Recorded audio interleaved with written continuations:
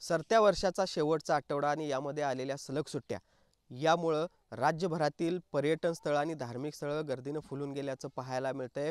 तशीच परिस्थिती कोल्हापूरमध्ये देखील दिसते। मी आता आहे कोल्हापूरच्या राधानगरी धरण क्षेत्र परिसरामधले आणि इथली दृश्य आपण बघू शकतो।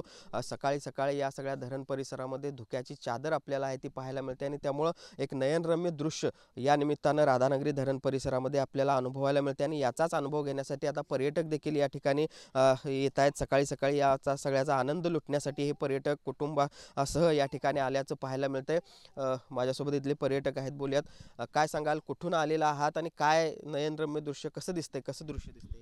मी आता वारणानगरहून आलोय। थंडीची तीव्रता पाहता मजा येत आहे आणि धुक्याचं सावटी भरपूर घडत आहे, त्यामुळे खूप छान वाटते।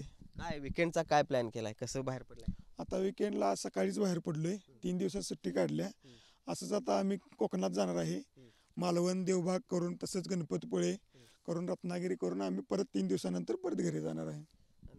आपण बघतोय पर्यटकांनी अशा पद्धतीनं सलग सुट्ट्यांचा मुहूर्त साधत जोरदार प्लॅनिंग आहे ते केलेलं आहे आणि त्यामुळं कोल्हापूर जिल्ह्यातील पर्यटन क्षेत्रावर आत्तापासूनच अशा पद्धतीची गर्दी देखील आपल्याला पाहायला मिळते। या सगळ्या गुलाबी थंडीचा आनंद देखील हे सगळे पर्यटक राधानगरी धरण क्षेत्र परिसरामध्ये घेत असतानाचं चित्र आपल्याला सध्या पाहायला मिळतंय। व्हिडिओ जर्नलिस्ट सुनील काटकरसह भूषण पाटील, TV9 मराठी, राधानगरी धरण, कोल्हापूर।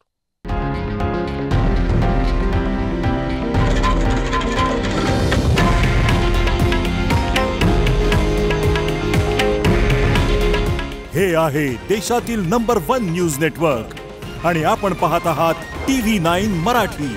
काळजी तुमची, हित महाराष्ट्राचं।